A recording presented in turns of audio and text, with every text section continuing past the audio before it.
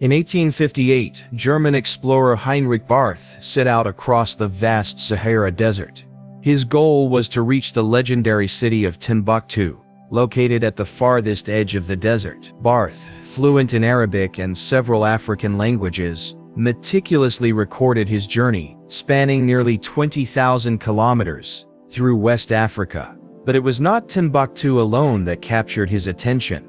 Rumors told of a grand, forgotten city once the heart of one of Africa's greatest empires. The city was Gao.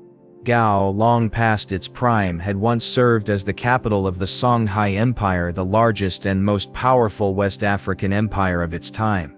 As Barth journeyed along the Niger River, battling mosquitoes and flies, he grew increasingly curious about Gao. His guide spoke of a once magnificent capital now reduced to a small village. Undeterred, Barth arrived at the ruins of Gao, only to find a scene of devastation. Small huts, surrounded by the remains of a once thriving city. Despite its ruin, the ancient city still held significance, its former grandeur imprinted on the land. Barth continued his exploration of the ruins. He documented the remains of a mosque, its eastern tower in ruins but the western one still standing. The area was overgrown with vegetation, date palms, tamarind trees and sycamores growing, where the city's streets once bustled with life. Yet despite the desolation, Barth could feel the echoes of the city's former power. Gao had been the center of a mighty empire, the Songhai, which had once dominated the region. Barth's fascination with Gao lingered long after his visit. As he continued his journey, he couldn't help but wonder how the Songhai Empire had flourished in such a harsh environment. What had allowed this empire to rise to such heights, and why had it fallen into ruin? The Songhai Empire's origins trace back to the Sahel, the region just south of the Sahara Desert. This area was a meeting point for several distinct cultures. At the heart of this convergence was the Niger River, the lifeblood of West Africa. The river's fertile floodplains provided a natural foundation for agricultural society. Early civilizations in the region, such as the Sorko, the Gao, and the Do people, formed the foundation of what would become the Songhai. These groups learned to navigate the river's waters, hunt in its rich wetlands, and cultivate crops in its fertile plain. The Songhai people, originally horse riders from the northern deserts, eventually merged with these indigenous groups. Together they formed a unified society. The introduction of the camel from Arabia would prove crucial to the empire's expansion. The camel was able to traverse the harsh desert terrain, facilitating trade across the Sahara. This trade brought wealth to the region, and laid the foundation for the rise of the Songhai as a formidable power. The concept of empire, one state dominating others through military conquest and the extraction of resources, had existed for millennia, but the Songhai, like their predecessors in the region, would use trade and military strength to create something far more enduring. By the 10th century, Songhai had grown from a small kingdom along the Niger River to a major regional power. It was a time when empires like Ghana and Mali were at their peak, and Songhai was a formidable contender on the West African stage. The growth of the Songhai Empire was driven by its control of vital trade routes that passed through its heartland. Salt, gold, and other precious commodities flowed along these routes, enriching the empire and allowing it to build a powerful military to defend its interests. At the same time, the empire's leaders recognized the importance of learning. The kingdom of Songhai, particularly its capital Gao, became a hub of intellectual and cultural exchange. It was here that scholars, traders, and military leaders gathered to shape the future of the empire. The city itself became a crossroads of ideas, drawing influence from both the Islamic world and indigenous African tradition. It was a place where knowledge flourished, and the empire's rulers, ever ambitious, sought to expand their territories and solidify their control over the wealth and trade that flowed through the region. Songhai's rise was not without its challenge. The empire was constantly at odds with its neighbors, including the powerful kingdom of Mali to the west. The two empires had a complicated relationship, sometimes allies, sometimes rival. Yet the stability of Songhai's political system, with its central authority and ability to assimilate conquered peoples, allowed it to rise to dominance in the region. As the years passed, Songhai's rulers consolidated power, further expanding their borders and establishing a network of client states. But as empires often do, Songhai would soon face its greatest test: the internal strife that comes with imperial expansion. In the mid-14th century, the Mali Empire, once the jewel of West Africa, began to weaken. A series of succession crises and military defeats left Mali vulnerable, and the Songhai Empire seized the opportunity. With Gao as its capital, Songhai absorbed Mali's territories, expanding its reach and gaining control over the rich trade routes of the Sahara.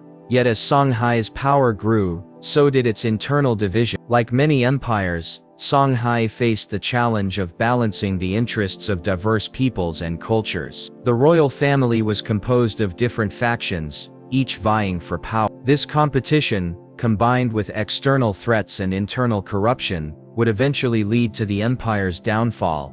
But for now, in the 14th and 15th centuries, Songhai stood at the height of its power. The empire controlled vast swaths of West Africa, from the Mediterranean coast to the southern savanna. Its wealth was unrivaled, and its military prowess unmatched. The reign of Sunni Ali, from conqueror to empire. As the 15th century dawned, the Songhai Empire was poised for an era of unprecedented expansion. At the center of this rise stood a man named Sunni Ali. His reign would shape the empire and solidify Songhai's place as one of Africa's most powerful and enduring empires. Sunni Ali, whose exact origins remain shrouded in mystery, was a military genius who ascended to the throne. His rise to power was not peaceful. He was a figure shaped by the brutality of his time, a warrior who would leave a legacy marked by conquest and transformation. Unlike the rulers of Mali, who relied on the established systems of government and culture, Sunni Ali sought to expand and reinforce the power of Songhai through military might. His leadership was defined by a series of bold military campaigns that saw the Songhai Empire grow rapidly. The first major challenge Sunni Ali faced was the city of Timbuktu,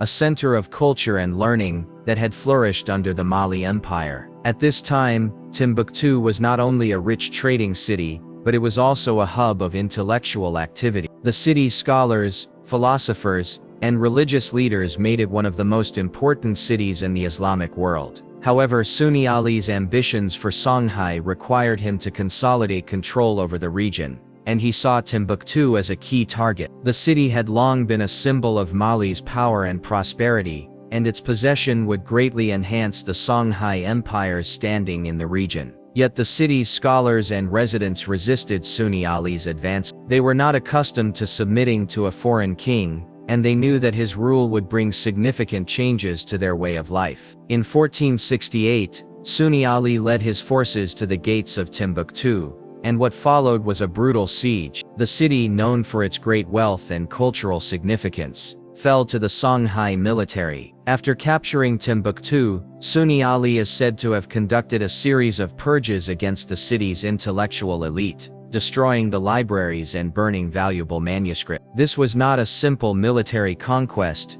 it was an attempt to break the cultural and intellectual power of Timbuktu. Some scholars speculate that Sunni Ali's distrust of Timbuktu's learned class was rooted in his own insecurities. As a leader with little formal education, he may have feared the power of those who wielded knowledge. To him, conquering Timbuktu was not only about controlling trade routes, but also asserting dominance over the intellectual and spiritual authority that the city held in West Africa. Sunni Ali's tactics were harsh, but they were effective. He ruled over a vast territory stretching across the Sahel and into the Sahara. His military campaigns were characterized by a ruthless efficiency, and he was determined to bring peace and stability to his empire by any means necessary. He expanded Songhai's borders through military conquest, taking control of critical regions that were vital for trade, including key cities like Jenne, Gao, and the surrounding land. What set Sunni Ali apart from other rulers of his time was his ability to balance the art of warfare with the governance of a vast empire. While he is often remembered as a ruthless conqueror, he also made significant contributions to the administration and organization of Songhai. Sunni Ali established a system of provincial governance, appointing trusted generals and administrators to oversee the empire's vast territories. This allowed Songhai to maintain control over its newly acquired lands, ensuring that the empire's infrastructure and economy thrived. Sunni Ali's reign marked a period of military innovation. He is credited with the creation of the Songhai cavalry, which became one of the most powerful military forces in Africa. The cavalry, which was composed of heavily armored horsemen, was well equipped for the challenges of desert warfare. In addition, Sunni Ali was known for his innovative use of naval forces on the Niger River. He developed a river navy that could quickly transport troops and supplies along the river, giving Songhai a strategic advantage over rival kingdoms. Yet despite these successes, Sunni Ali's reign was not without controversy. His harsh rule and the destruction of Timbuktu's intellectual heritage left a lasting scar on the empire. Many of the city's scholars and merchants were forced into exile, and their absence would be felt for generations to come. In the years that followed, Sunni Ali's legacy would be debated by both his supporters and his detractors. Sunni Ali's death in 1492 marked the end of an era. He was succeeded by his son Sunni Baru, who inherited a strong and prosperous empire. However, the stability Sunni Ali had worked so hard to establish would soon be challenged by internal strife. Baru, unlike his father, lacked the military prowess and ruthlessness that had defined Sunni Ali's reign. He struggled to maintain control over the diverse and often rebellious regions of the Songhai Empire. The empire, which had been built on conquest, began to face threats from within. Sunni Ali's brutal tactics had created enemies among the noble families, and the succession to the throne became a matter of great contention. One of the most significant challenges to Baru's rule came from a figure who had been a key military leader during Sunni Ali's reign, Askia Muhammad. Askia Muhammad, a military commander with ambitions of his own, seized the opportunity to challenge the young king's legitimacy. In a bloody coup, Askia Muhammad deposed Baru, claiming the throne for himself. Askia Muhammad's rise to power marked the beginning of a new era for Songhai. He was a man of great ambition, determined to restore Songhai to its former glory. Askia Muhammad's reign would see the empire reach new heights, but it would also set in motion the events that would lead to its eventual decline. The Golden Age of Songhai. Askia Muhammad's reforms and expansion. With the ascension of Askia Muhammad in 1493, the Songhai Empire entered a new phase of governance, marked by stability, military prowess, and a renewed commitment to Islam. His rise to power through a military coup against Sunni Ali's son, Baru, would shape the future of the empire and elevate Songhai to the height of its power. Askia Muhammad,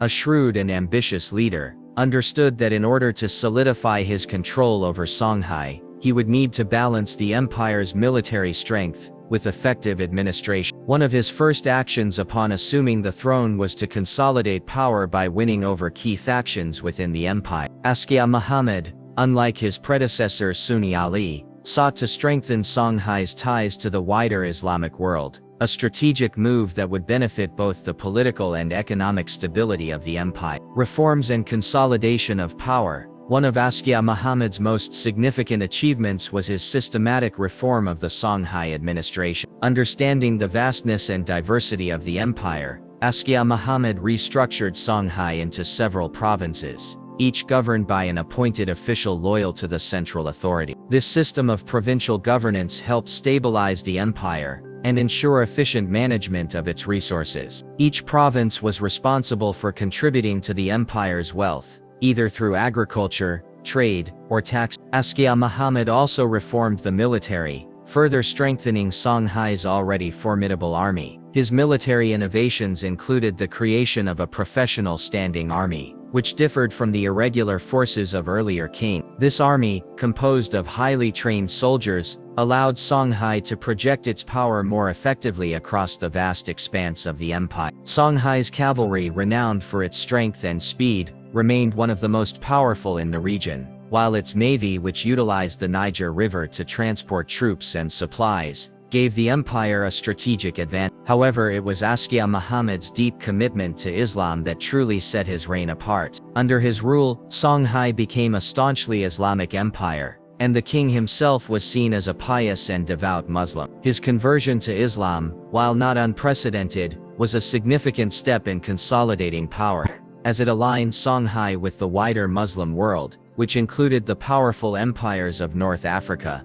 and the Middle East. Expansion and prosperity. With his domestic reforms in place, Askia Muhammad turned his attention to the expansion of Songhai's border. The empire, already vast, stretched from the Atlantic coast in the west to the shores of Lake Chad in the east, and from the Sahara Desert in the north to the edge of the tropical savanna in the south. The wealth of Songhai, derived from its control of key trade routes across the Sahara, was further bolstered by its access to the gold mines of the region. Askia Muhammad understood that to maintain Songhai's status as a global power, he needed to protect these trade routes and secure new ones. Songhai's success in trade and diplomacy under Askia Muhammad brought unprecedented prosperity to the empire. The capital, Gao, and other major cities, such as Timbuktu and Jenne, became vibrant centers of commerce and culture. Trade goods from across the Sahara, including gold, salt, ivory, and slaves, flowed freely through these cities, attracting traders from as far away as Morocco, Egypt, and Europe. Songhai's wealth was further enriched by its control over the trans-Saharan trade routes, which were vital to the Mediterranean economies. Timbuktu, once a center of knowledge and culture under Mali, continued to thrive as a hub of Islamic scholarship. Askia Muhammad took a keen interest in the intellectual life of Songhai, inviting scholars and religious leaders from across the Muslim world to settle in his empire. Timbuktu became home to one of the largest libraries in Africa, housing thousands of manuscripts that detailed everything from Islamic law to astronomy and history. The city's madrasas, or religious schools, attracted students from across West Africa and beyond, making it a beacon of Islamic learning. But Askia Muhammad's diplomatic efforts were not confined to the cultural sphere. He also forged alliances with neighboring states, including the Kingdom of Morocco. His diplomacy helped ensure that Songhai was recognized as a major power in North Africa, and he maintained strong ties with the Sultan of Morocco, securing a steady flow of goods and ideas between the two regions. Askia Muhammad's reign marked a period of remarkable growth for Songhai, as it expanded its borders, solidified its control over key trade routes, and became one of the most powerful empires in West Africa. The empire's military might, coupled with its wealth and cultural significance, ensured that Songhai would remain a dominant force in the region for years to come.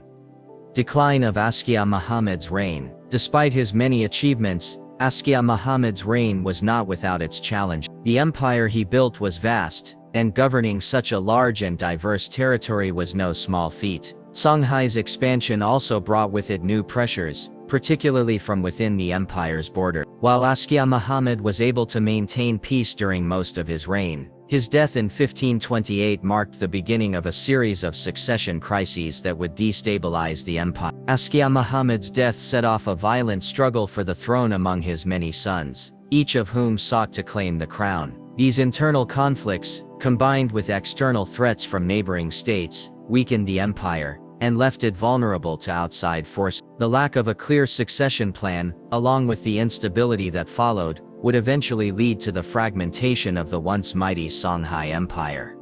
But during his reign, Askia Muhammad had elevated Songhai to unprecedented height. His military victories, cultural achievements, and administrative reforms had made Songhai one of the most powerful and prosperous empires in African history. He was remembered not only for his conquest and expansion, but also for his contributions to Islamic scholarship and the consolidation of Islamic rule in the region. The decline of Songhai, from empire to fragmentation. The death of Askia Muhammad in 1528 marked the beginning of a slow unraveling for the Songhai Empire. Despite his efforts to establish a strong centralized government and foster economic prosperity, the empire's internal weaknesses and external pressures quickly became apparent after his passing. The succession crisis that followed his death would set in motion the events that would ultimately lead to the empire's collapse. The struggle for power. The succession crisis. Askia Muhammad had ruled for over 3 decades, during which he had strengthened the Songhai military, reformed its administration,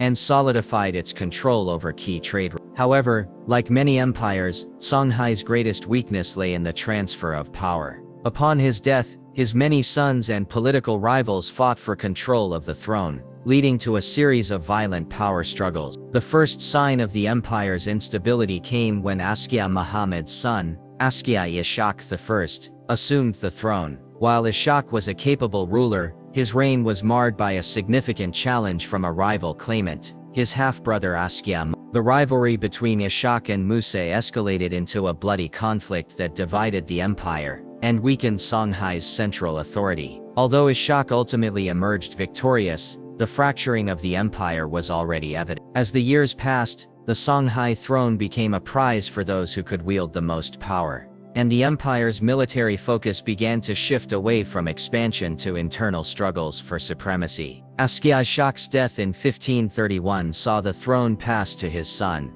Askia Ishaq. However, his reign would also be short-lived, and the empire began to suffer from the instability caused by weak leadership and the lack of a clear succession process. By the mid-16th century, the empire had already begun to fragment. Powerful regional leaders in cities like Timbuktu and Jenne started to assert their independence, recognizing the growing disarray at the heart of the Songhai state. The once cohesive empire, which had relied on the central authority of its kings, was splintering into competing factions. External pressures, the Moroccan invasion. While Songhai struggled with internal conflict, a new and significant external threat loomed. To the north, the rising power of Morocco had been steadily expanding its influence. The Saadian dynasty, which had seized control of Morocco in 1549, had ambitions of its own in West Africa, particularly in the region's lucrative trade routes and salt mines. Morocco's growing strength, coupled with the internal divisions in Songhai, would soon lead to a military confrontation. In 1591, the Moroccan Sultan Ahmad Mansour saw an opportunity to capitalize on Songhai's weakening state. He sought to control the gold-rich lands of West Africa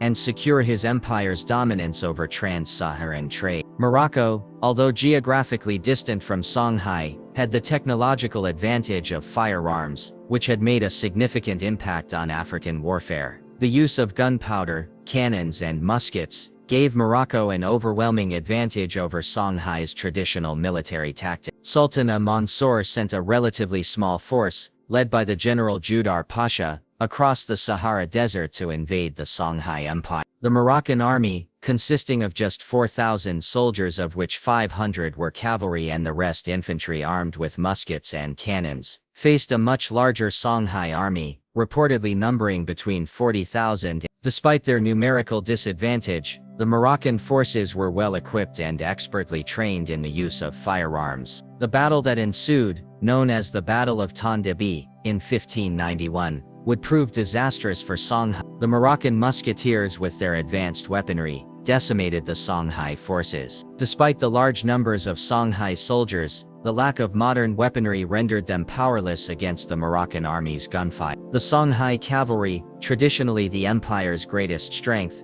was unable to overcome the superiority of the Moroccan firearms. The defeat at Tondebi was devastating. The once mighty Songhai army was shattered, and its cities, including the capital of Gao, fell into Moroccan hands. The conquest of Songhai marked the end of one of Africa's greatest empires. The Moroccans quickly looted Songhai's wealth, including its famed salt mines and gold reserves, but they were unable to maintain control of such a vast territory. The logistical challenges of governing such an expansive region, coupled with resistance from local populations, made it difficult for Morocco to establish a lasting occupation. The collapse of Songhai, the Moroccan invasion, combined with the internal instability caused by succession disputes, accelerated the disintegration of the Songhai Empire. The once strong military and centralized power structure of Songhai had collapsed in the wake of the defeat at Tondebi. Songhai's cities, including Gao, Timbuktu, and Jenne, which had been centers of trade and learning, were pillaged and left in ruin.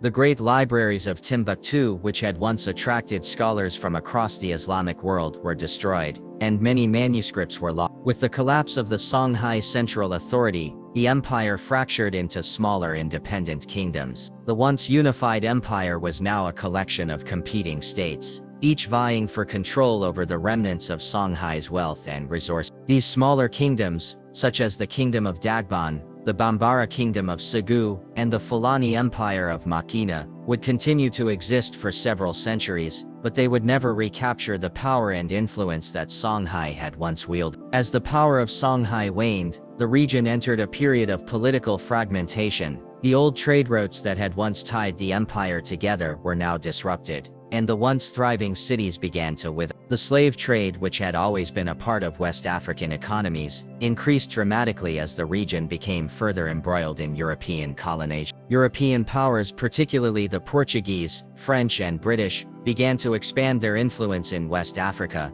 establishing trading posts and forts along the coast. The transatlantic slave trade, which would have devastating consequences for the African continent, became a major focus of European colonial expansion. The political fragmentation of Songhai made it easier for Europeans to establish control over the region, and the once great empire became a footnote in the history of Africa.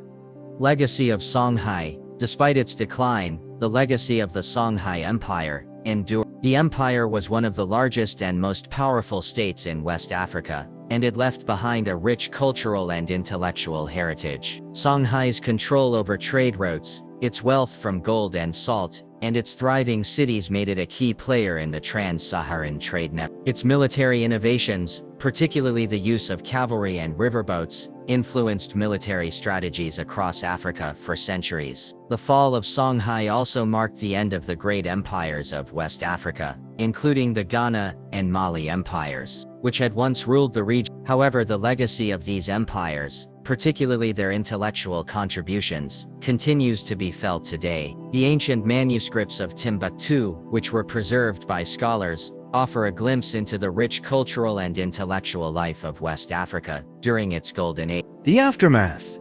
fragmentation, and the rise of new powers in West Africa.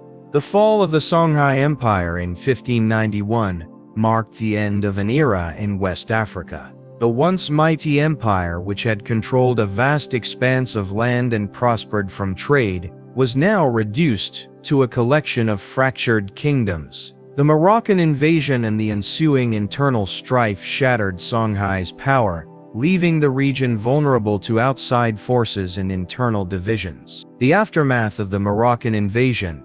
In the wake of the Battle of Tondibi, the Songhai capital of Gao fell into Moroccan hands, but the empire's fragmentation began almost immediately. Although the Moroccans looted the empire's wealth, gold, salt, and precious goods, they were unable to maintain long-term control over such a vast and diverse territory. The logistical challenges of governing the Songhai territories, combined with growing resistance from local populations, made it clear that Songhai was lost to foreign conquerors. The central authority that had once held the empire together evaporated. Songhai's cities such as Timbuktu, Djenné, and Gao were left in ruins. While the Moroccans sought to control the region's resources, including the valuable salt mines of Tagaza, they found that the empire's former provinces were no longer willing to submit to foreign rule. Many local leaders and regional powers sought to establish their own independence, sensing an opportunity in the power vacuum left by Songhai's fall.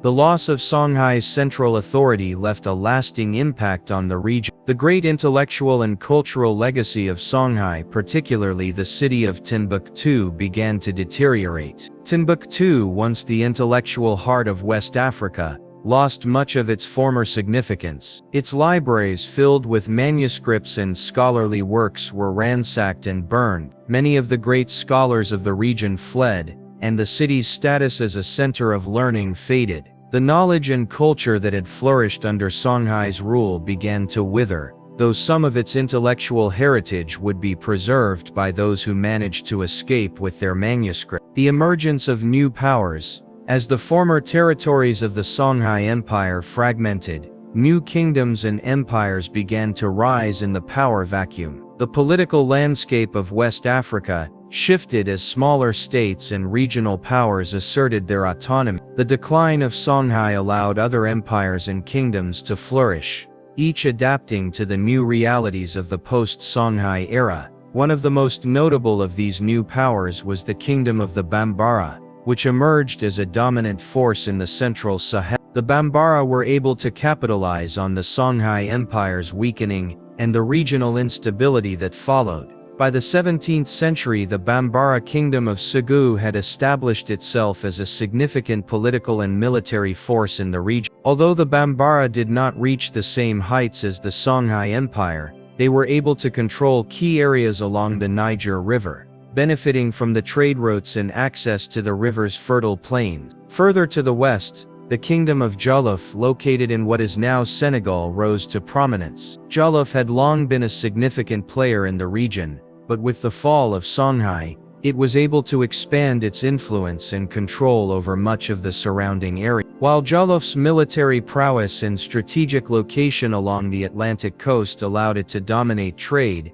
the kingdom also faced its own challenges from external forces and internal division. At the same time, the rise of the Oyo Empire in the southwest marked a new chapter in the history of West Africa. The Oyo Empire, centered around the Yoruba people, would go on to become one of the most powerful empires in the region. Known for its advanced military organization, including the use of cavalry and cavalry archers, Oyo was a force to be reckoned with. The empire's strategic location along the trade routes allowed it to benefit from commerce, and its influence would spread far beyond its borders. Despite these rising powers, West Africa was not immune to the growing influence of European colonial powers. The Portuguese, Dutch, French, and British, all of whom had established trading posts along the African coast, began to extend their reach into the interior. The transatlantic slave trade became a central part of the European exploitation of Africa, and West Africa's kingdoms found themselves increasingly caught up in the global economy of forced labor. The role of the slave trade, the decline of the Songhai Empire, and the rise of new powers in West Africa coincided with the intensification of the transatlantic slave trade. As European powers established footholds along Africa's coastline, they turned their attention to the capture and export of slaves, who were forcibly transported to the Americas. West Africa had long been involved in the trade of enslaved people, but the scale of the transatlantic slave trade was unprecedented. By the 17th century, European demand for labor in the Americas led to a massive increase in the capture and transportation of African slaves. The economies of the new powers in West Africa became increasingly reliant on the slave trade, and many of the region's kingdoms, including those that emerged from the ashes of Songhai, became heavily involved in capturing and selling slaves to European trade. The involvement of African kingdoms in the slave trade had profound consequences for the region. In some cases, kingdoms waged wars specifically to capture slaves, raiding neighboring territories and forcing prisoners into slavery. As a result, political instability and warfare became more prevalent, and the social fabric of many West African societies was disrupted. The trade in human beings created an economy based on exploitation, one that would continue for centuries and lead to the forced displacement of millions of Africans. However, the consequences of the slave trade were not limited to the human cost. The wealth generated by the sale of slaves allowed some West African kingdoms to grow rich. Kingdoms like Oyo and Dahomey used the profits from the slave trade to build powerful armies and maintain control over their territory. But the very participation in the trade undermined the long-term stability of the region, and as European powers grew stronger, the influence of African kingdoms began to wane. The fall of Timbuktu and Jenne. The destruction of Timbuktu, once the center of knowledge in Africa, was one of the most tragic consequences of the fall of the Songhai Empire. Timbuktu had been home to thousands of scholars and intellectuals, and its libraries contained priceless manuscripts on topics ranging from Islamic theology to astronomy and medicine. The destruction of these works was not just a cultural loss for West Africa, but a blow to global intellectual history. Jenne, another major city of the Songhai Empire, also suffered a similar fate. While Jenne managed to survive longer than Timbuktu, it too was sacked during the period of decline. The city had once been a thriving center of trade, culture, and learning, but with the rise of Moroccan and European powers, it became vulnerable to plunder and decay. While the fall of these cities marked the loss of intellectual and cultural hubs, the legacy of Songhai lived on through the oral traditions of West Africa. Griots, the traditional storytellers and historians of the region, continued to preserve the stories of Songhai's greatness,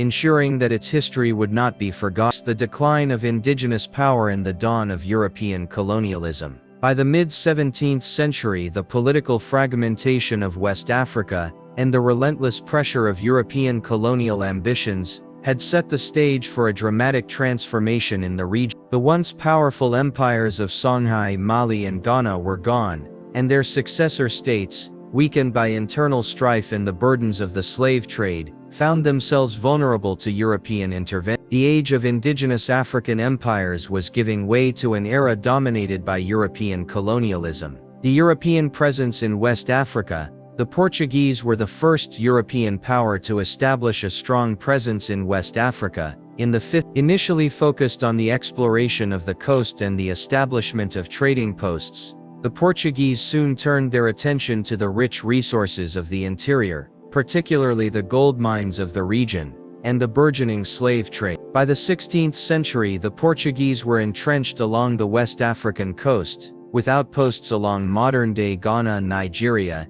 and Angola. As the demand for slave labor in the Americas grew, European nations, particularly Portugal, Spain, France, and Britain, began to establish more permanent footholds in West Africa. These colonial powers built fortified trading posts and forts along the coast, using them as bases for the capture, trade, and transportation of slaves. European traders exchanged goods such as guns, textiles, and alcohol for slaves, gold, ivory, and other resources. The nature of the trade made it an essential part of the Atlantic economy, but it also sowed the seeds for the eventual domination of Africa by European powers. The impact of the slave trade on West Africa. The transatlantic slave trade had a profound and lasting impact on the social, political, and economic landscape of West Africa. While slavery had existed in the region for centuries, the scale and brutality of the transatlantic trade were unprecedented. Between the 16th and 19th centuries,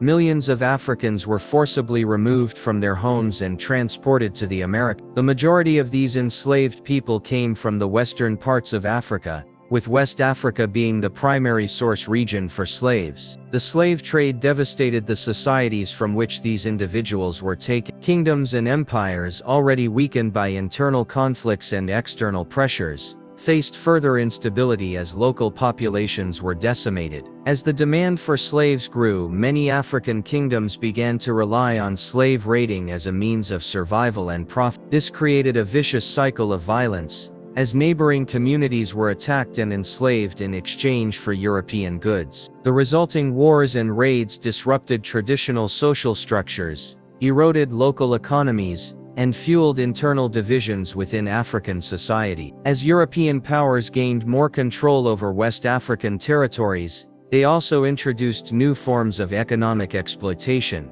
The wealth generated by the slave trade and the control of trade routes was siphoned off to European coffers, leaving African kingdoms with little benefit. While some African leaders profited from their involvement in the slave trade, the long-term consequences were devastating. The trade not only led to the loss of millions of people but also ensured that many West African societies were left in a perpetual state of weakness and division, unable to resist the encroachment of European colonialism. The rise of the Atlantic slave economy. By the 18th century, the transatlantic slave trade had become a cornerstone of the global economy. The labor of enslaved Africans fueled the growth of plantation economies in the Americas, particularly in the Caribbean, Brazil, and the southern United States. These plantations produced valuable commodities such as sugar, tobacco, and cotton, which were essential to the European economy. The wealth generated by the slave economy allowed European nations to expand their imperial ambitions,